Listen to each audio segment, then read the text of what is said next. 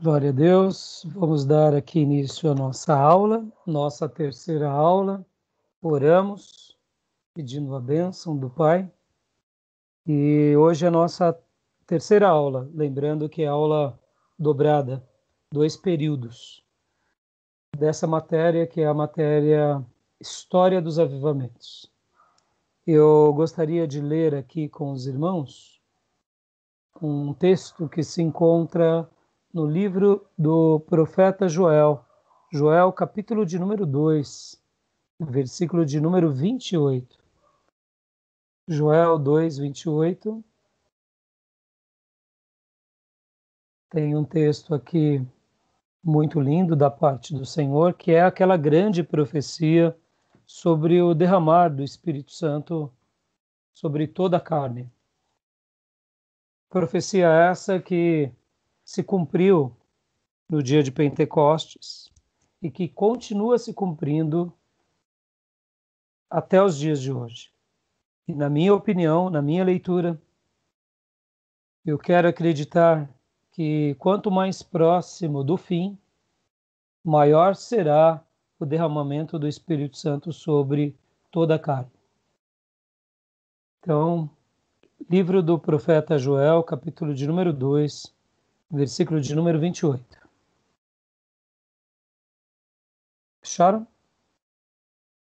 Hoje nós estaremos falando aqui sobre, dando continuidade a esse assunto sobre avivamento, e hoje nós estaremos compartilhando também sobre um pouco dos avivamentos no Velho Testamento, já entrando um pouco nos avivamentos do Novo Testamento. Então a gente vai hoje trabalhar um pouco mais na teologia do avivamento. Em outras palavras, aonde está a base para esse aprendizado? Aonde nós nos baseamos? Seria algo que, por exemplo, a igreja simplesmente foi incluída, ou seria essa uma prerrogativa bíblica? Vou dar um exemplo para os irmãos antes da leitura do texto. Quando nós falamos da igreja de Jesus, nós sabemos que no Novo Testamento, Jesus estabelece a igreja e depois os apóstolos inauguram essa igreja, inauguram ela a condução apostólica. E no Novo Testamento havia apenas igrejas locais, não havia denominações, não tinha batista, metodista. E ao longo dos séculos, Deus permitiu algumas coisas, por exemplo, o surgimento de denominações. Nós sabemos que denominações, igrejas, placas, vieram ao longo dos séculos como uma permissão de Deus. Mas no texto sagrado, a Bíblia não nos enxerga como grupos distintos. A Bíblia nos enxerga como um único povo, que é lavado e remido no sangue do Cordeiro e que segue a Bíblia Sagrada. E que essa igreja estabelecida e organizada, ela é uma autoridade onde ela está.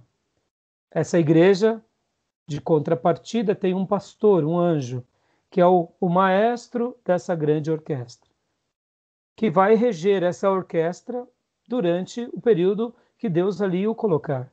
No entanto, nós sabemos que o grande pastor de toda a igreja é Jesus Cristo. Mesmo um pastor, um mestre, um profeta, um apóstolo, um evangelista, ele faz parte de uma função ministerial. No entanto, a gente sabe que o pastor supremo é Cristo. Mas Deus levanta homens com dons ministeriais para cuidar dessa igreja. E essa igreja não tem placa. Essa igreja tem um corpo, que é o corpo de Cristo na terra. Mas a gente sabe que, ao longo dos séculos, Deus permitiu denominações. Mas por que eu estou falando tudo isso? Quando a gente fala de igreja, a gente fala de uma estrutura bíblica. Quando a gente fala de denominações, nós falamos de uma estrutura que Deus permitiu.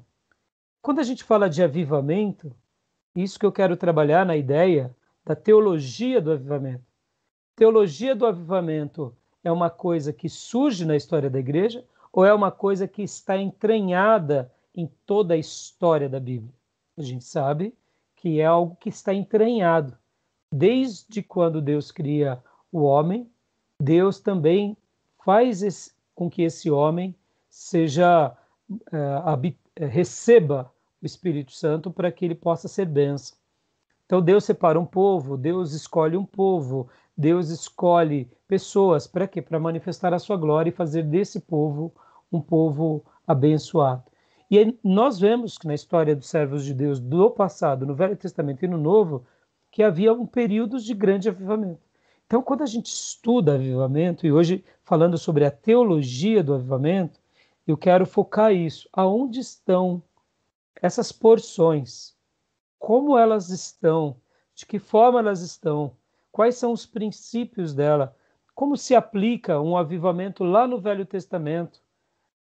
Das fases mais variadas, depois, na história do povo de Israel, dos reis de Israel, na história dos profetas, depois do cativeiro babilônico.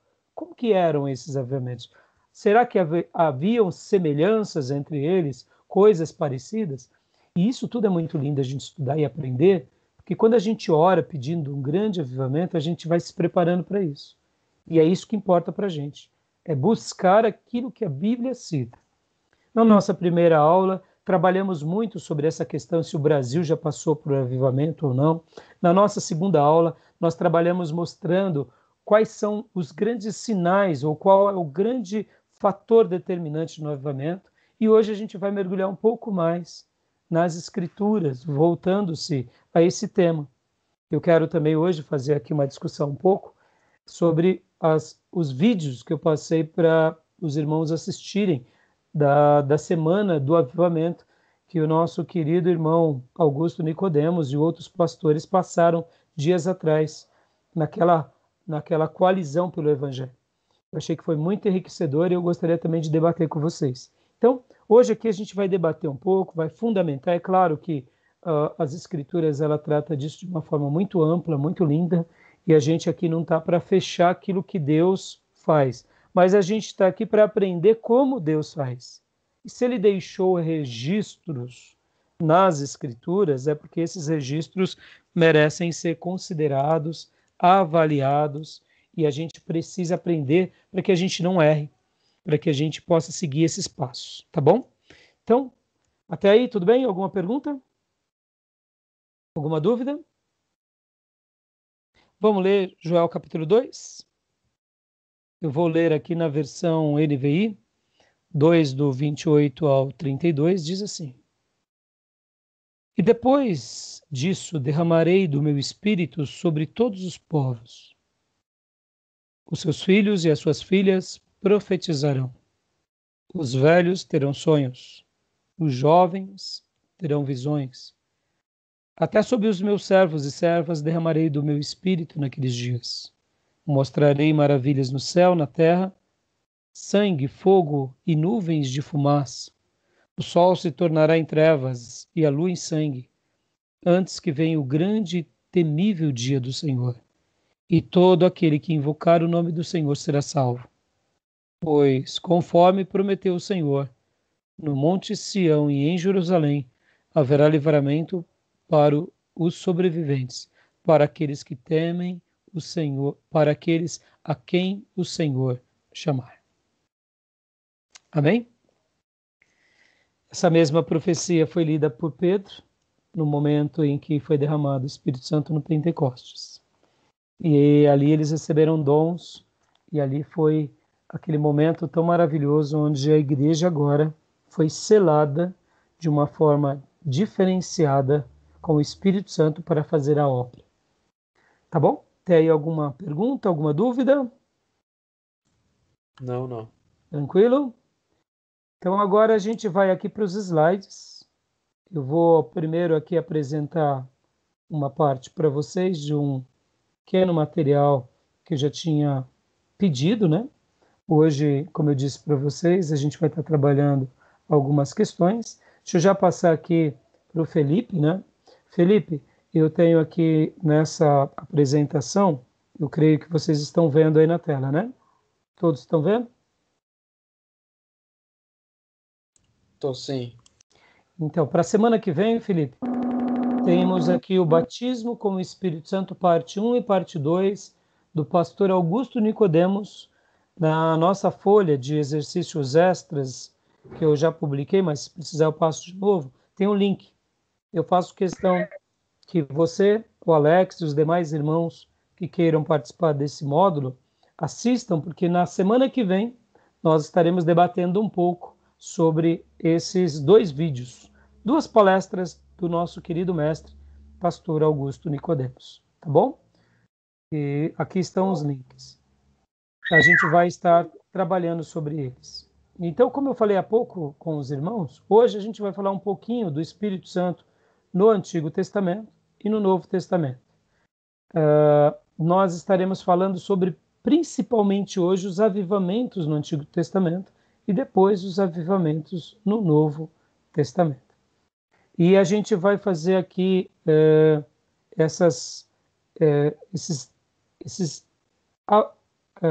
esse debate em loco, né, com os irmãos, para que a gente possa estar pontuando sobre esse assunto. E agora eu quero ir com os irmãos sobre um slide. O slide do Rubens Martins Amorese. Ele é um presbiteriano da Igreja do Planalto, em Brasília, e ele que preparou esse material.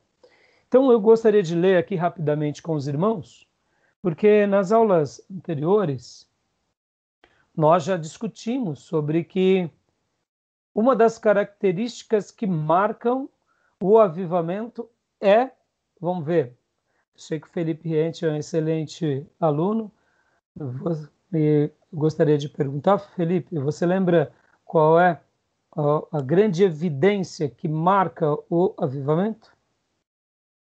Entre muitos acontecimentos, tem uma coisa que é o precursor. O arrependimento pelos pecados, né? Sim. E dentro desse arrependimento, as pessoas somente se arrependem por causa do quê? Por sentir um esvaziamento, né? E saber que sem Cristo nós não somos nada. É a dependência total de Deus. Em outras palavras, é uma retomada ao quê? É a Deus, claro, mas seguindo que critérios? Qual é o grande critério? Qual é a grande evidência do avivamento? Uma retomada no Evangelho do Reino, né? Sim. E de uma outra forma, traduzindo, é uma volta profunda à palavra de Deus. É um reencontro com a palavra de Deus. Então, quando uma pessoa realmente tem esse arrependimento profundo, ele só o tem. Por quê? Porque ele agora deseja seguir as Escrituras. O fator determinante para ele é: eu estarei firmado segundo a palavra de Deus. Em outras palavras, a maior evidência de um avivamento é o retorno do povo de Deus à palavra de Deus.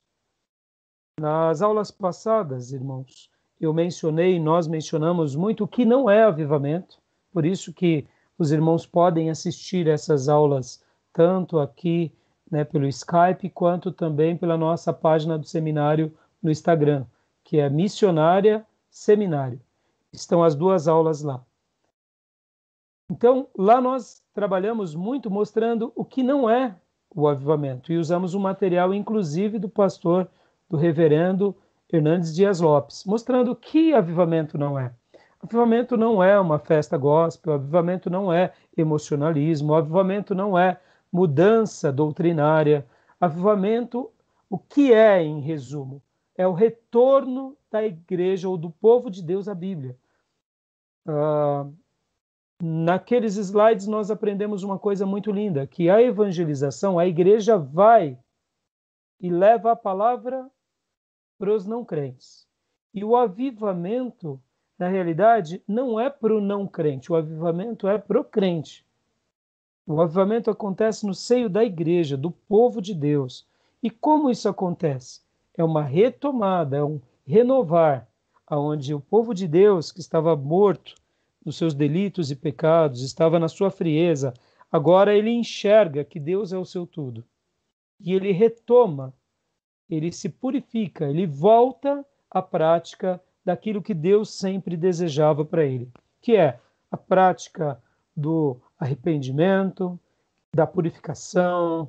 Por isso que até as definições técnicas sobre reavivamento, ela é acender uma nova chama, a chama que estava se apagada, é um broto que nasce aonde a árvore já estava ressequida, nasce um novo broto. O significado etimológico dessas expressões são isso. E também são uma retomada, uma purificação. Ora, o não crente não se purifica, o não crente está no pecado. Então, a evangelização é para o não crente, o avivamento é para o crente. E por isso que é a retomada desse crente na palavra. E nesse crente na palavra, agora ele vai e se arrepende, se purifica e tenta reconstruir a sua vida. Por isso que ele tem esse momento novo e maravilhoso, como num ressurgir. Então agora a gente vai ler um pouco, hoje aqui, partindo desses pressupostos, a gente vai dar continuidade, dando uma abordagem um pouco maior disso, antes de entrarmos um pouco na teologia do avivamento, para que a gente possa entender bem essa separação, né? Porque uma coisa que nos prejudica muito é o fato de confundirmos religiosidade com avivamento. Justiça própria com avivamento. Essas coisas nos atrapalham, tá bom? Então vamos ler agora? Felipe, leia para nós aqui o slide, né? Por favor.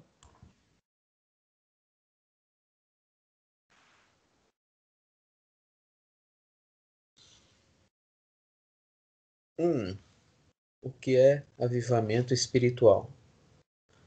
É o resultado da ação do Espírito na vida do crente, enchendo-o e habilitando-o para cumprir a vontade do Senhor, no seu contexto específico de vida.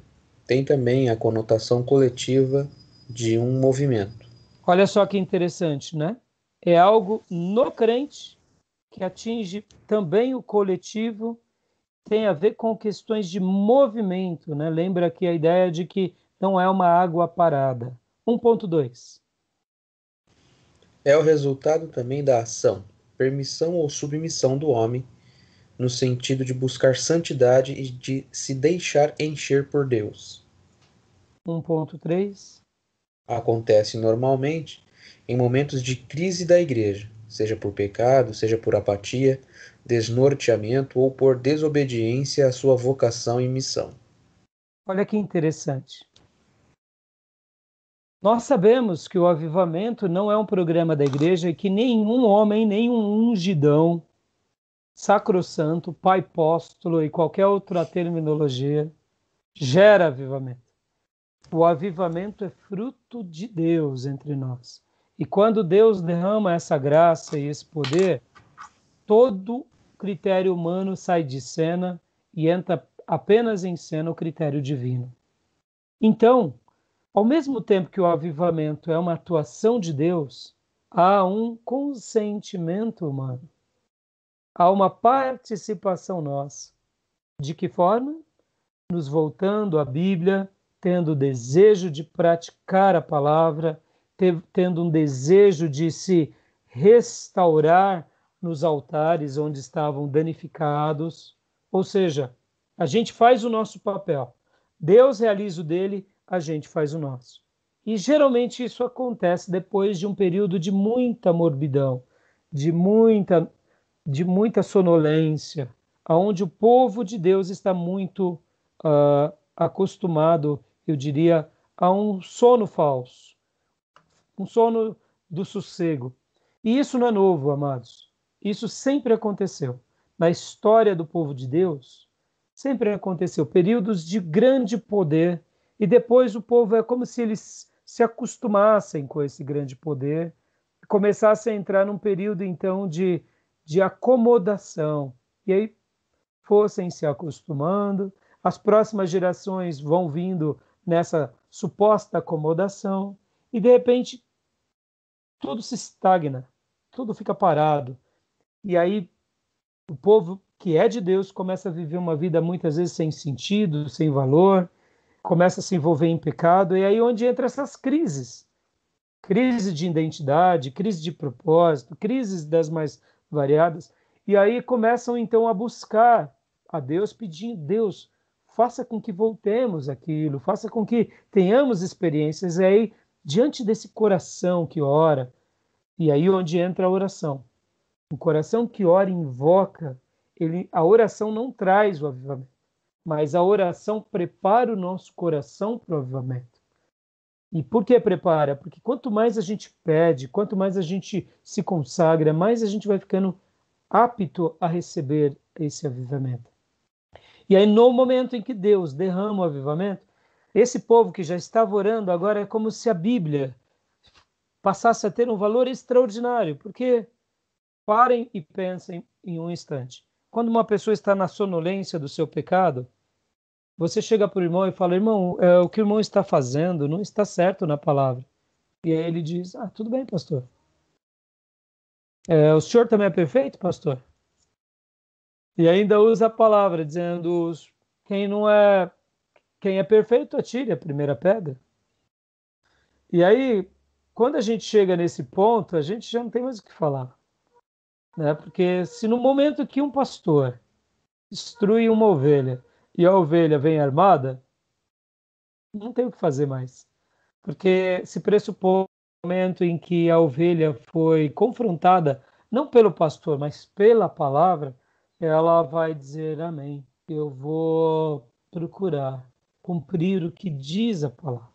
E aí, então, é por essa razão que o avivamento ele tem essa prerrogativa da palavra, porque a palavra passa a ser interessante, a palavra passa a ser admirada, a palavra passa a ser desejada, a palavra passa a ser amada. Então, tem uma diferença enorme na nossa vida.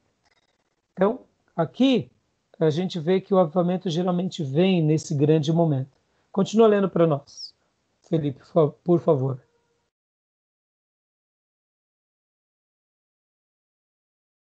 2. O verdadeiro avivamento espiritual se caracteriza por uma forte ênfase no conhecimento, obediência e proclamação da palavra de Deus, renascimento do amor pela palavra, leitura devocional e estudo individual, familiar, em grupos e na igreja, renascimento do amor pelo Senhor, da palavra obediência, renascimento da certeza sobre a palavra fé e proclamação. Olha só, o autor aqui, nosso querido pastor, ele dá essa ênfase mostrando que há uma característica de um verdadeiro avivamento espiritual. E essa característica não é outra coisa senão a palavra. Eu me lembro da história do pastor que foi fazer uma visita para uma ovelha e ele chegou na casa da ovelha repentinamente e não tinha levado a sua Bíblia. E ele disse assim: irmã, eu vim orar pela irmã, mas eu gostaria de deixar um texto com a irmã. E aí ele disse assim para aquela querida anciã: a irmã poderia pegar sua Bíblia para mim? Aí ele pegou a Bíblia da irmã e ela falou para ele: pastor, o senhor aceita alguma coisa? Ele falou: irmã, eu vim de uma longa caminhada, eu aceito um copo de água. E ela foi para a cozinha pegar o copo de água. Enquanto ele pegava a Bíblia e desfolhava a Bíblia da irmã para ler um texto, ele notava que a Bíblia da irmã estava toda cortada. Sabe que nem aqueles gibis de criança que fazem trabalho na escola, no primário, que se rasga as figurinhas, as revistas, né? E fica tudo faltando pedaço, recorte. E aí ele começou a se preocupar. E ele, quanto mais folhava, mais via que a Bíblia da irmã estava realmente picotada, faltando pedaço. Mas eram pedaços assim, de forma bem organizada. Ou seja, a irmã realmente cortou com a tesoura. Ela arrancou. E o pastor ficou assustado. Aí ele pegou, quando ela veio da cozinha, ele bebeu o copo d'água e disse assim para ela: minha irmã, eu notei que sua Bíblia está toda cortada. A irmã anda cortando a sua Bíblia? E aí ela disse: sim, pastor, eu corto. Aí o pastor ficou mais assustado ainda, porque aquela impressão que ele tinha, ele deve ter pensado, deve ser uma criança, Peralta, que vai e corta a Bíblia da irmã. Mas quando ela disse que sim, ela tinha cortado e ela afirmou consciente a pergunta do pastor, então o pastor disse, mas por que, irmã? A irmã corta a sua Bíblia. Aí ela disse assim, com aquele coração que nos fascina, aquela, porque, irmãos, aprendam isso. Muitas vezes nós não precisamos ser seminaristas, pastores e ministros para crer na Bíblia. Há uma fé que nasce no coração das pessoas mais simples da igreja. E essa fé ela é linda e ela é poderosa na palavra. E essa irmã disse assim, pastor, todas as vezes que lá no púlpito o senhor pregava e falava, olha, irmãos, Romanos capítulo 5, do versículo 1 ao versículo 10 não é inspirado por Deus, tá bom? Então, eu só vou ler para os irmãos, mas não é um texto inspirado. Do versículo 11 em diante é inspirado, tá bom? Então, eu anotava, chegava em casa e jogava fora. Por quê? Porque eu não quero nada para a minha fé que não seja do Altíssimo. Eu não quero nada que seja dos homens. Aquele pastor teve um choque ao ouvir isso. Porque ele ensinava isso. Isso acontece muito com os teólogos liberais. Eles dizem: olha, esse livro é sagrado, aquele não. Esse livro é questionável, aquela outra passagem não. Então a gente vê que quando o ser humano começa a dar o tom e dizer o que é ou o que não é de Deus, não é mais Deus quem dá o tom da fé, é a mente humana. E essa fé baseada na mente humana não serve para nada. Forte essa história, não? Então, o que acontece? A Bíblia, ela é redescoberta quando alguém realmente começa a ser avivado. E o que o texto sagrado diz passa a ser considerado. Isso me faz lembrar também uma outra história de um pastor que chegou para a sua ovelha e disse assim, ele tinha acabado de casar-se. E é uma história de um pastor puritano e de uma igreja puritana. E aí ele falou assim, filho, você casou e eu notei que ultimamente você tem dado muito mais tempo para sua esposa do que para a igreja. E esse irmão era muito piedoso, mas agora casado ele tinha mudado um pouco as suas prioridades. Ele continuava indo à igreja, ele continuava fazendo a obra. E aí o pastor então o advertiu, mesmo que ele continuasse dando prestação de contas, continuasse evangelizando, fazendo a obra, tudo, só que como solteiro ele era muito mais intenso. Depois que casou, ele agora tinha que ser o quê? O sustento da mulher, dar mais tempo para a mulher, cuidar da saúde da mulher. Então ele tinha que agora agradar a Jesus e a sua esposa. É o que acontece quando casamos. Mas é óbvio que não era aquele desequilíbrio. Ele ainda tinha aquele equilíbrio, só que agora era algo novo. E o pastor sentiu falta dessa ovelha. O pastor sente falta das ovelhas que têm uma condução muito ativa e de repente param, isso é normal. E aí esse irmão foi para casa e ele leu lá no livro de Efésios: maridos, amem suas mulheres como Cristo amou a igreja. O próximo culto ele chegou para o pastor e disse assim: pastor, o texto sagrado, o senhor me advertiu, eu fui para embora daqui pensando no que o senhor me disse e admito que eu dei ouvido para o senhor. Só que ao chegar em casa, eu li em Efésios que eu devo amar a minha esposa como Cristo amou a igreja e se entregou por ela. Então, pastor, eu vou continuar dando tempo sim para minha mulher. Aí o pastor ficou admirado de ouvir a sua ovelha falando isso para ele. E aí o pastor disse, mas onde está isso? Lá em Efésios. E abriu o texto sagrado e mostrou. Aí o pastor parou e disse, amém. Então continue dando tempo para sua mulher, o irmão está certo. O irmão não está errado. Quem está errado aqui é o pastor. Porque o que o texto está dizendo? Que se você era solteiro, como Paulo ensina em Coríntios, Por isso que Paulo fala sobre o celibato, e ali ele dá até a instrução dele, dizendo: olha, se você for solteiro, você vai se dedicar.